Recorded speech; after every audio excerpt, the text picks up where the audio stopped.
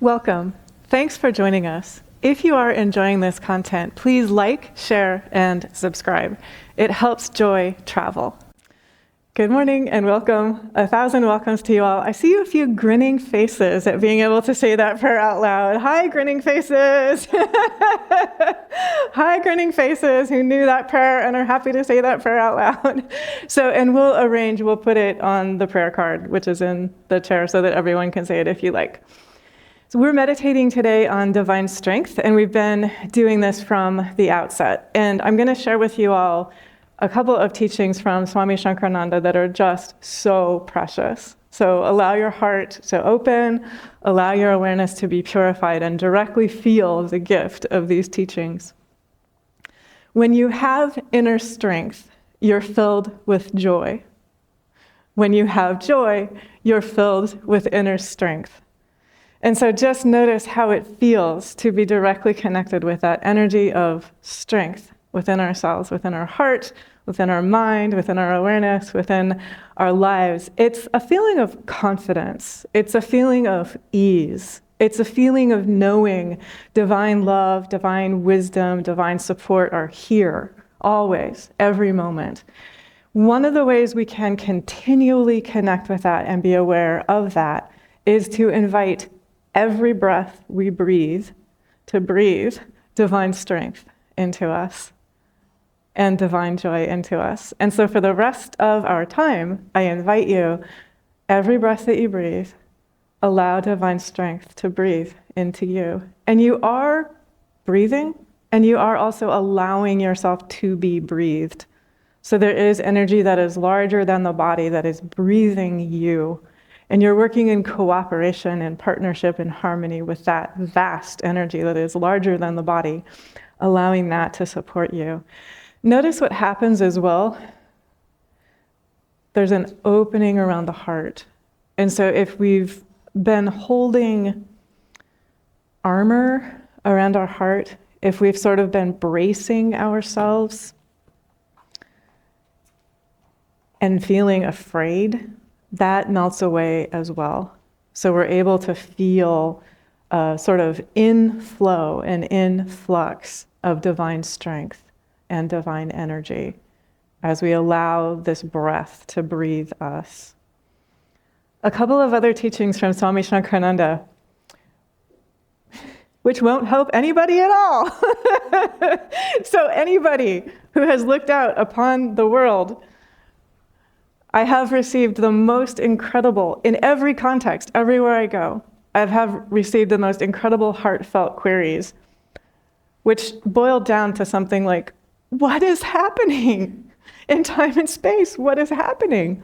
Why is there this chaos? Why is there this turbulence? Why is there this trouble? Why is there this divisiveness? And so Swami Nityananda's teaching is an answer to that. He says, everything is perfect, even that which you see as imperfect. Everything is perfect.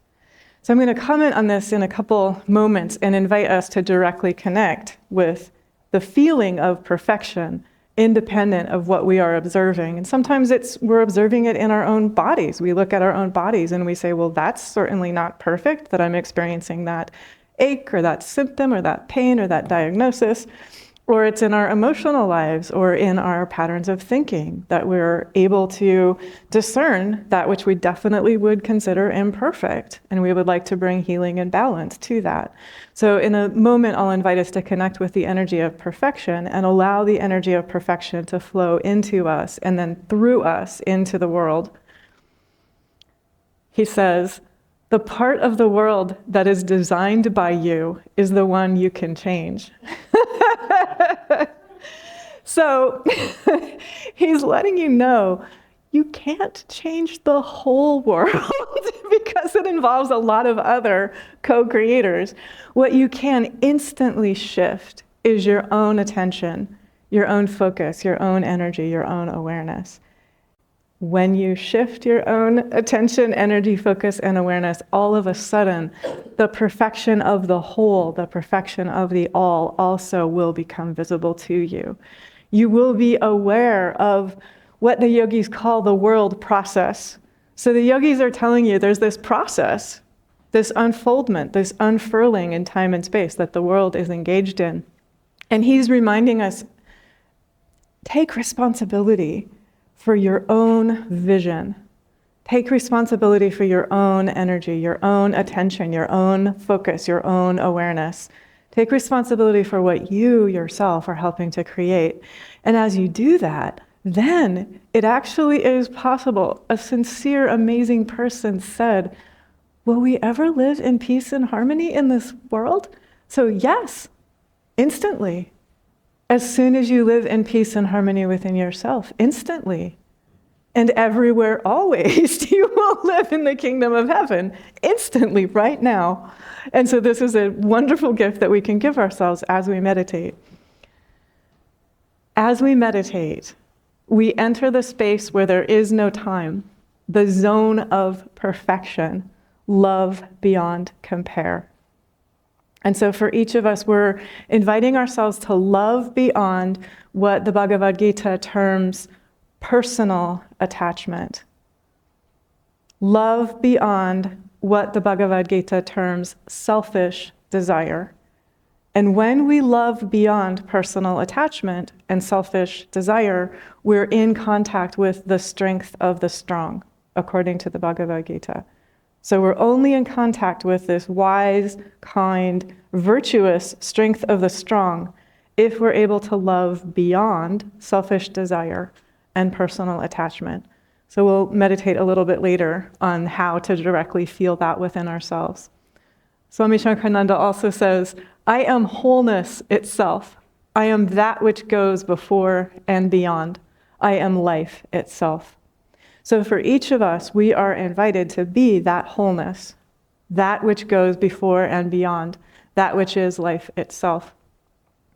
I'm also going to read, just for almost the sheer joy of it, a couple of teachings from the Yoga Vasishta, and then also from Brihad Aranyaka Upanishad. From Yoga Vasishta, 'tis because of all being consciousness, everything takes place so instantly. A mere thought causes worlds to arise. Time, space, and objectivity do not hinder. What is reflected in one's consciousness is what is seen outside as well. If you want to walk away remembering only one thing, remember that. What is reflected in one's consciousness is what is seen outside as well. So we are invited to transform that within ourselves, and then we will be always in this energy of adoring, this energy of peace, this energy of connection, this energy of harmony, this energy of kindness, in time and space as well. The Yoga Vasishta also says, as a city exists within the dreamer, worlds exist in a small atom. There are atoms in these worlds. These atoms have worlds in them too. And so in this energy of pure consciousness, or in this energy of absolute realization of oneness with Brahman, or in this energy of absolute adoring, there's no distance. There's also no time. All moments are now. And so we get outside of the human time zone, I'm calling it the human time zone, which perceives only linear time with a past, present, and future. And when we are out of the human time zone, when we're in that absolute, then all moments are now. And we are in that energy of inner freedom, inner strength, inner joy always, independent of time and space. It is only if we can be inwardly in inner strength and peace and joy and harmony that we will always outwardly be in the energy of inner strength and peace and joy and harmony. And so what this means is each of us has the capacity to free and empower and love ourselves forward into living in the kingdom of heaven, living in the city of Brahman, living in the New Jerusalem, living in nirvana now, while still in a human body, with a human heart, with human emotions, with human thoughts, in human relationships, in human tasks, living right where you live, being right where you are right now. This is the invitation and the opportunity for all of us as we meditate and as we practice. The Brihad Aranyaka says, "It is not for the sake of the husband, my beloved, that the husband is dear, but for the sake of the self." And self here in this passage is with a capital S. "It is not for the sake of the wife, my beloved, that the wife is dear, but for the sake of the self. It is not for the sake of the children, my beloved, that the children are dear, but for the sake of the self. It is not for the sake of the creatures, my beloved, that the creatures are dear, but for the sake of the self. It is not for the sake of itself, my dear, that anything whatever is esteemed, but for the sake of the self." I'm going to invite us to connect directly with this observation and this realization. What this is telling us is something like this. I want to put it in very concrete, practical terms. Say that you are a human, and you are born into time and space, and you are loved by a perfect father, and you are loved by a perfect mother. What this is telling you is that the love of the perfect father is loving you through that human who is the instrument that helped you arrive in time and space. The love of the self is loving you through that perfect mother who is the instrument that helped you arrive in time and space. It is also telling you, no matter how much the perfect father loves you or loved you, no matter how much the perfect mother loves you or loved you, it is an infinitesimal expression of all of this love, vast, limitless, measureless, boundless love. So what this is telling us also is that each of us can connect instantly with that perfect love. Instantly. So, for those, for example, who were not loved by a perfect father's love, or a perfect mother's love, or who experienced anger or abuse or trauma or abandonment or death or divorce or addiction through their particular parent, this tells you that can be healed within yourself this moment. And so I'm inviting us to close our eyes to directly feel this. What we are asking ourselves is this, and then please open and allow yourself to feel. How would I feel if I loved myself with a perfect father's love?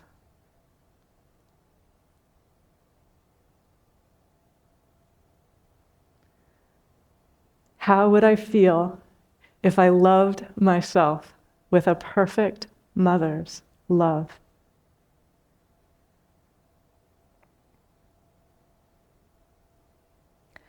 How would I feel if I loved myself with a perfect child's love?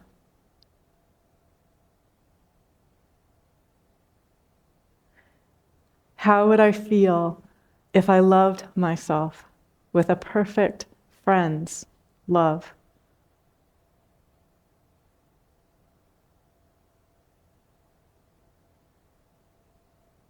How would I feel if I loved myself with a perfect partner's love?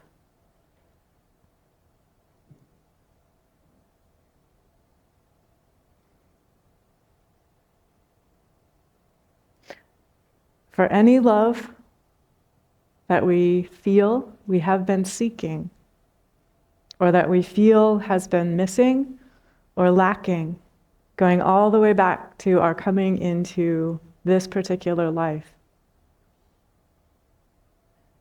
how would I feel if I opened my heart and I realized in my heart that love is already here?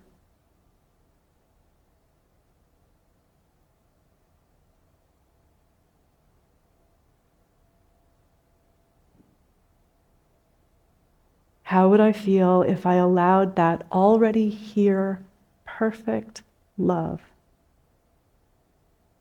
to adore me in absolute purity and innocence,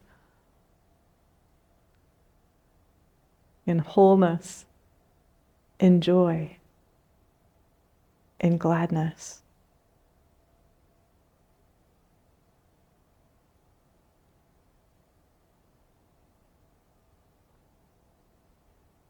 How would I feel every moment that I think I am seeking that love if I allowed myself to feel in my own heart that love is already here?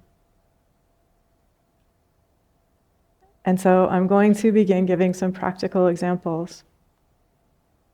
Say that you have lost a beloved parent or a beloved child. Their love is here in your heart already and always. How do you feel if you allow yourself to directly be filled with that love?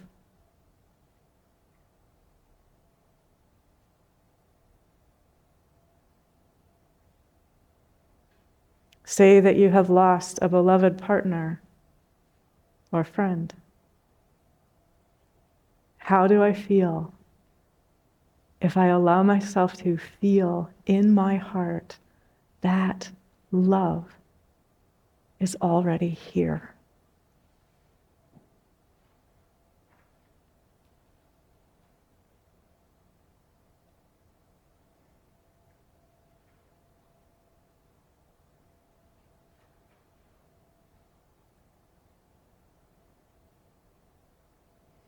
I invite you, if you like, to keep your eyes closed and allow yourself to continue feeling that love that is already here. Directly, it helps us connect with that which is beyond the physical. So I'm going to give us a couple of entry points here into feeling energy. One is we can be aware of the energy of the physical. So we can be aware of what it feels like to be in a human body. We can feel what it feels like to walk underneath the cherry blossoms. We can feel what it feels like to enjoy and relish and adore those precious moments of being in a human body, able to walk, able to see, able to smell, able to hear, able to feel, and enjoy what it's like to walk under those cherry trees in spring. There's nothing like it. It is absolutely precious. Enjoy and adore every moment of it.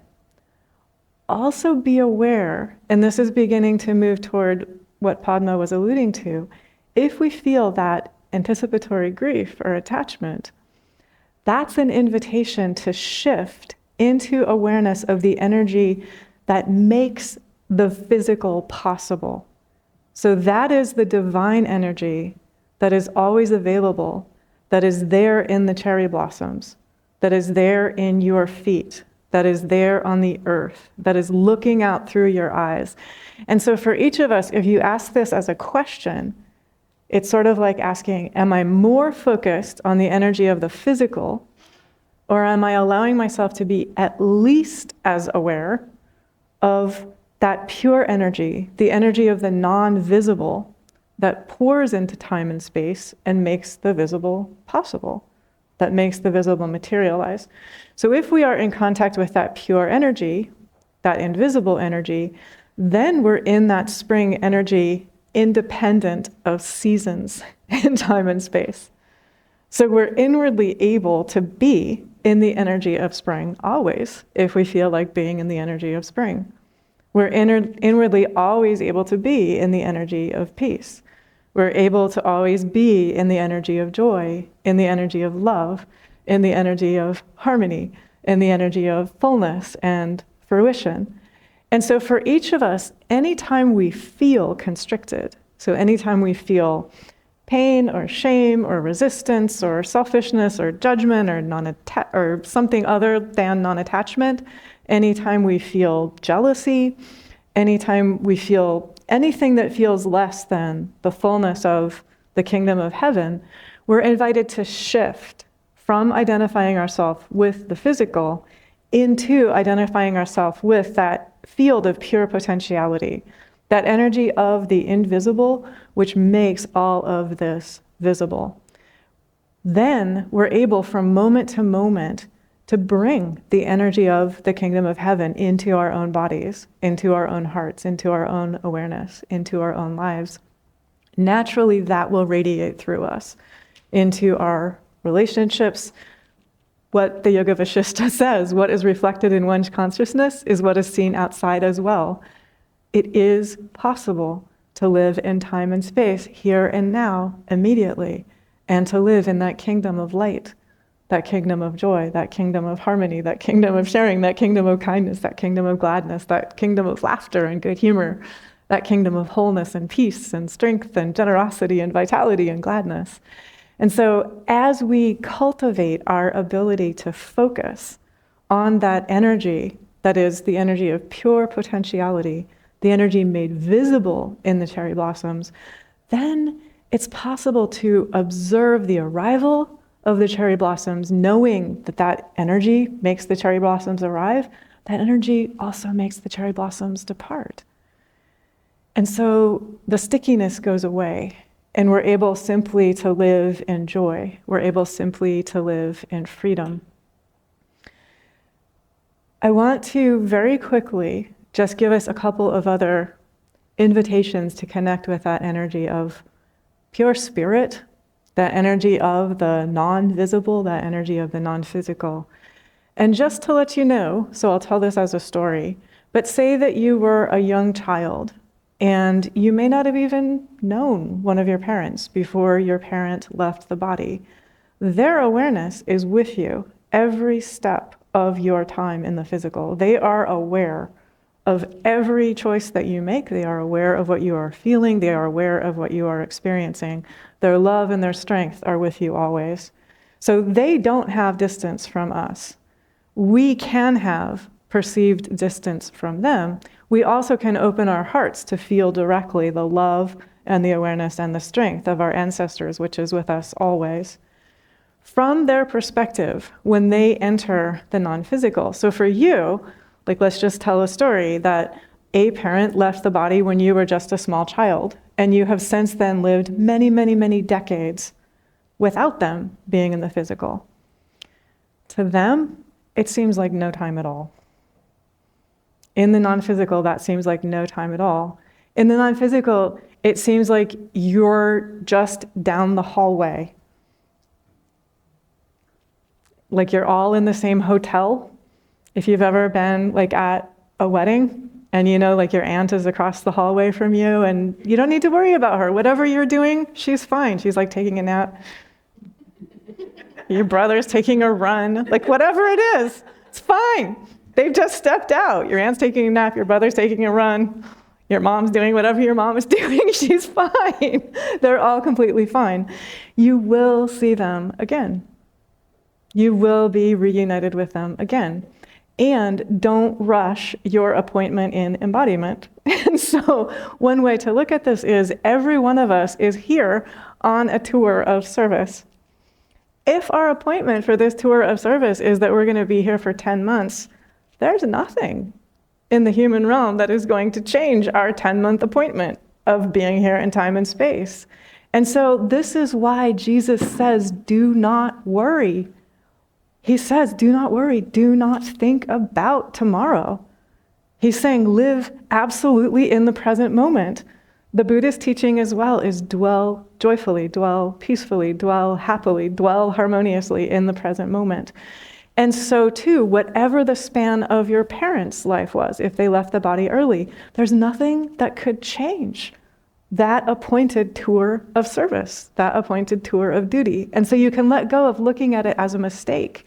It wasn't a mistake if they had to leave the body early. Their human self might have kicked and screamed and protested about leaving the body early and might not have liked the idea, but their soul absolutely knew that that was what this particular span of life was and what it was appointed to be. And so for each of us, if we can let go, this is back to, am I judging things through physical eyes? Or am I in contact with that energy of the spirit, with that energy of the soul? The soul quite often has different priorities than the human. So the human is sort of like, could I just like kick back in my friend's swimming pool? And, that's nice because then your friend has to arrange to have the pool cleaned. So it doesn't have to be your pool, so you don't have to arrange to have the pool cleaned.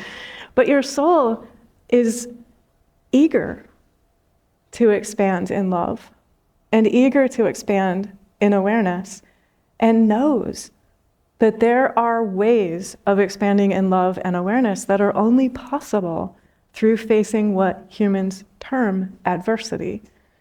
So this is not to say that any of us need to rush out and seek adversity. Plenty will come your way as you simply move through time and space. But also let go of judging from human eyes. From human eyes, I saw a video of a 100-year-old woman this week. She was amazing. Yay, 100-year-old woman.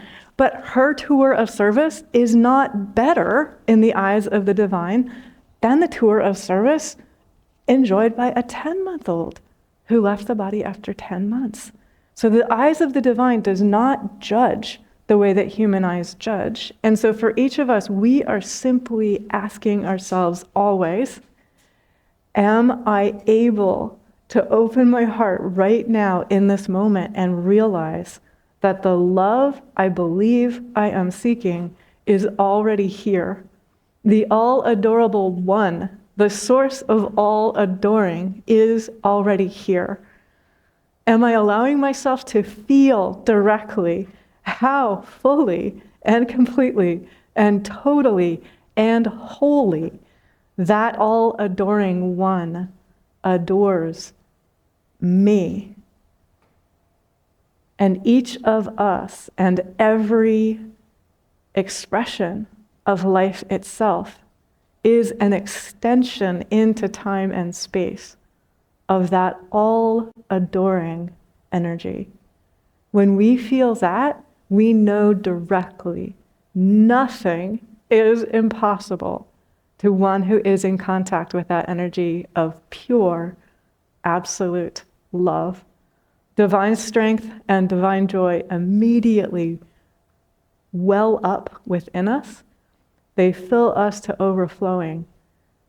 And then silently and naturally, effortlessly, everywhere we find ourselves, that energy of pure adoring, innocent, honorable, pure adoring, the energy of wisdom and kindness, the energy of strength and joy, share themselves with us every moment of our lives, every breath we breathe.